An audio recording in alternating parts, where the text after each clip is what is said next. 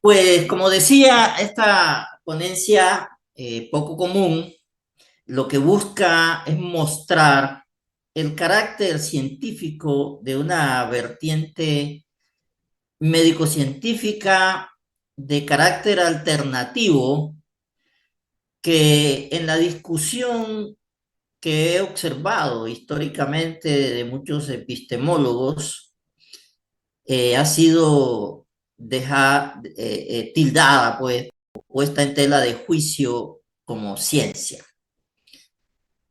Entendemos que las matemáticas justamente se han ubicado no solamente como ciencia de la cuantificación, sino también como el lenguaje propio de la ciencia en singular, es decir, de toda ciencia. Porque toda ciencia mide, cuantifica lo infinitamente grande y lo infinitamente pequeño. Esa es la naturaleza de las matemáticas desde que se hicieron las primeras abstracciones de los griegos, específicamente de Pitágoras, cuando quiso explicar el orden matemático del mundo desde su aritmética, lo cual no fue posible. Y ahí nace entonces lo que en el teteto manifiesta de números oblongos o alargados, y se va ampliando de esa manera el espectro de las cuantificaciones matemáticas y geométricas. Desde allá se proyectaba entonces ya las matemáticas como lenguaje propio de la ciencia, de toda ciencia, hago la salvedad. En ese orden de ideas, existe una vertiente médica que es conocida por mucha gente, y yo pues soy filósofo de la ciencia y no hace mucho escuché una seria discusión sobre la cientificidad de la práctica médica homeopática.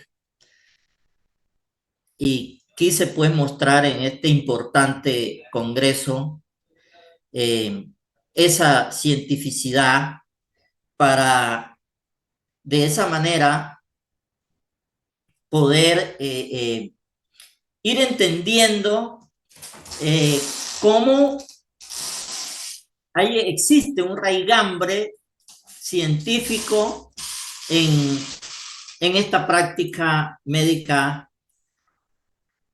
eh, como decía, que ha sido puesta en tela de juicio. Como preámbulo, pues esta ponencia lo que hago es una lectura que intenta demostrar la aplicabilidad de la unidad del cálculo infinitesimal de Godofredo Leibniz, el infinitésimo, lo cual no había sido posible en la historia de las matemáticas como ciencia de la cuantificación aplicada a la experimentación pura. El método experimental de la farmacología médica homeopática plantea la minimización del contenido del principio activo material hasta su total desmaterialización en la mayoría de los casos en que se emplean las diluciones para conseguir efectos salutíferos según ley de semejanza, denominado similia similius curentum. Es un proceso, ese proceso de las diluciones lo produce en una división matemática que podría ser verificada en las primeras escalas en que se producen la disminución diluyente, que son decimal, centesimal o milesimal, de donde nace el concepto de dosis mínima, omitiendo en este caso una escala más que es menos conocida, pero todavía mucho más ingente el problema de la cuantificación y límite matemático que ya existe, que es el denominado 50 milesimal. Para ello, hago una pequeña ilustración de lo que son las formas de la cantidad. La diversificación de las formas de la cantidad esencialmente son dos: cantidad discontinua y cantidad continua. Bueno, en este trabajo nuestro interés está puesto en la cantidad discontinua, que comprende la aritmética, el álgebra, el análisis y el cálculo infinitesimal. Específicamente este último, que es donde centramos la atención de lo que nos ocupa, ya que, como hemos dicho, en la farmacología homeopática es denominado de las dosis infinitesimales. Luego de la crítica hecha por Hahnemann al sistema médico tradicional, que conocemos como alopatía, entonces retoma Hahnemann el principio de similitud que ya había propuesto Hipócrates, pero que lo dejó, digamos así, abandonado. Tal vez no desarrolló las acciones para demostrar que hay unos efectos, no digamos farmacocinéticos, sino energéticos en el organismo humano.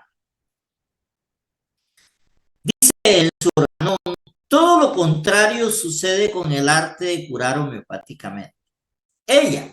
La homeopatía, demuestra a todos los que razonan, es un poco atrevida esta apreciación, que las enfermedades no dependen de ninguna materia, de ninguna acrimonia, de ningún principio material, sino de la actividad espiritual, la dinámica de las fuerzas que virtualmente animan el cuerpo del hombre, el principio vital, la fuerza vital.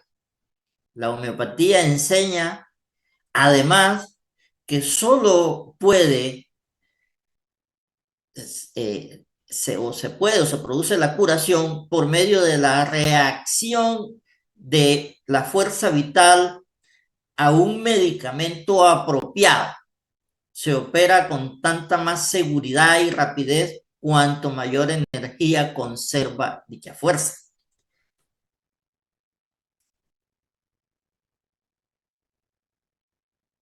Como podemos ver, ese origen espiritual de la enfermedad expuesto por Hahnemann puede ser relacionado con el conjunto de rasgos, cualidades propias de un organismo, incluyendo la manera de pensar, de actuar y de sentir de una persona, que es lo que más podemos relacionar con lo que llamamos espíritu.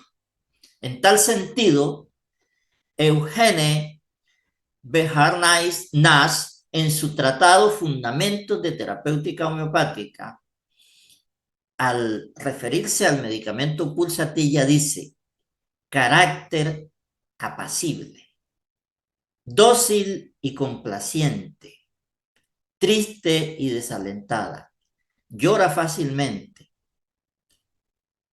color rubio rojizo, ojos azules, rostro pálido, músculos blandos y flácidos. Este enfoque epistemológica y ontológicamente no es solamente distinto, sino contrario a la medicina tradicional, y lo anotan otros autores como Las Prilla, un destacado médico de la ciudad de Barranquilla, Colombia. Desde el prólogo de su obra Epistemología y Medicina, un estudio de la naturaleza humana, manifiesta: así, gracias al reduccionismo positivista, también la enfermedad perdió su carácter trascendental. Dejó de ser un camino de autoconocimiento hacia la reunificación orgánica general. Se convirtió, pues, en una intrusa a la que se debe expulsar por todos los medios posibles del cuerpo personal y social. La filosofía de la terapéutica hahnemanniana está sustentada en que la enfermedad es una manifestación global que compromete todo el ser y por ello solo será curativo el remedio o individuo susceptible, que llaman también, experimentado de manera única en un grupo de personas clínicamente sanas, pero que se puede reproducir el mismo sufrimiento primario que padece un enfermo. Semejante método terapéutico entonces tiene su aplicabilidad práctica a partir de los infinitesimales.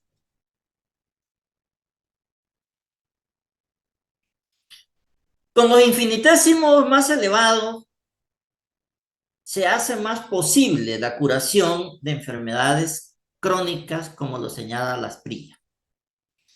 El hecho que esté muy diluido el soluto no es indicativo de que no funcione.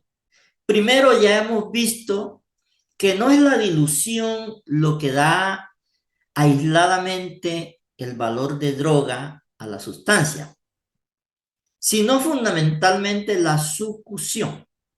La sucusión es el movimiento, el conjunto, la serie de movimientos que va dividiendo la sustancia hasta su desaparición total, para ilustrar un poco qué es la sucusión. Segundo, una gran autoridad, el doctor Kent, a quien leyó el doctor Vanier, León Vanier, porque lo nombra en su obra. En él su obra dijo que las dinamizaciones podían ascender hasta el infinito sin que hubiese mortal que pudiese determinar el límite. La famosa, ingente, histórica discusión sobre el límite en las matemáticas. Vemos que el desarrollo del cálculo ha sido fundamental para establecer la medición y la cuantificación macro y micro. En lo micro, el cálculo infinitesimal ha jugado un gran papel para la ciencia y el desarrollo humano y social. El metro, por ejemplo, que contiene 1 millón de micras. El milímetro, que contiene 1000 micras. El micrón que consta de 1000 manómetros. Los moles para la cuantificación de sustancias químicas y otras medidas cuantificadoras del Sistema Internacional de Unidades para las Magnitudes Físicas. Estimado Eduardo, quisiera comentarle que le queda 1 minuto para su presentación. Ok, sí señor, recuerdo. Newton intentó, voy a volarme entonces unos aspectos, intentó evitar lo infinitamente pequeño y se vio abocado a considerar las primeras y últimas razones de cantidades evanescentes.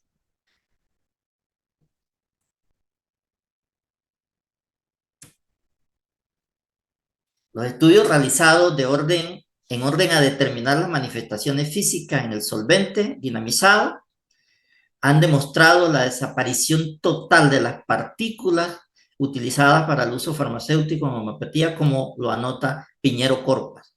Cuando desaparece, esta parte sí la quiero manifestar porque es el título de la ponencia. Cuando desaparece todo rastro molecular del soluto, queda en el solvente una memoria, una huella, una disposición, una carga, un potencial que provisionalmente designamos con el nombre de rastro energético.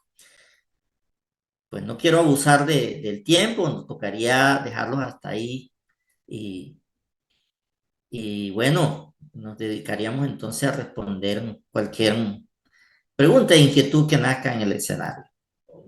Muchísimas gracias a todos y por la atención a esta ponencia. Mil gracias.